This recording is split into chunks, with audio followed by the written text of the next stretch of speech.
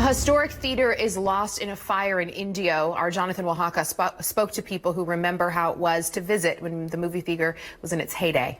A historic theater in downtown Indio burned to the ground over the weekend. The Desert Theater has been standing for more than 80 years.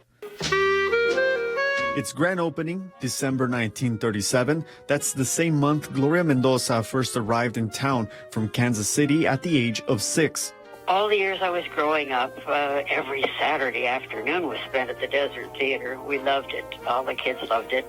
It was the heart of town, the heart of that part of town, because Fargo Street in those days was the important part of town. Desert Theater was one of the first movie houses in Indio and was owned by Judge Leroy Pauly, who also later owned the Aladdin and Panorama theaters. It's an all landmark gone.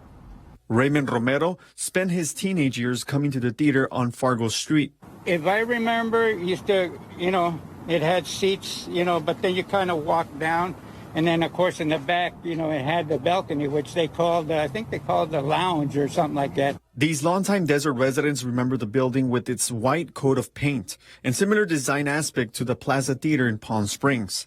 On a smaller scale, the Desert Theater forecourt and box office kind of resembled the Plaza because the box office for the Plaza sat out in front. The building is privately owned and had been abandoned for many years. The city had red tagged the building before the fire, marking it as condemned for its poor conditions and danger of collapse. The city of Indio wants to revitalize the downtown area. Back in April, they adopted a plan to change the image starting in 2021. You're going to see a lot of stuff coming. We have a new housing apartment complex going on Oasis Street that's going to be starting at the first of the year. It'll be 70 apartments along with retail below, including a brew pub and a restaurant. The plan also includes an expansion of the College of the Desert and a 40,000 square foot daycare center. Jonathan Oaxaca, NBC Palm Springs.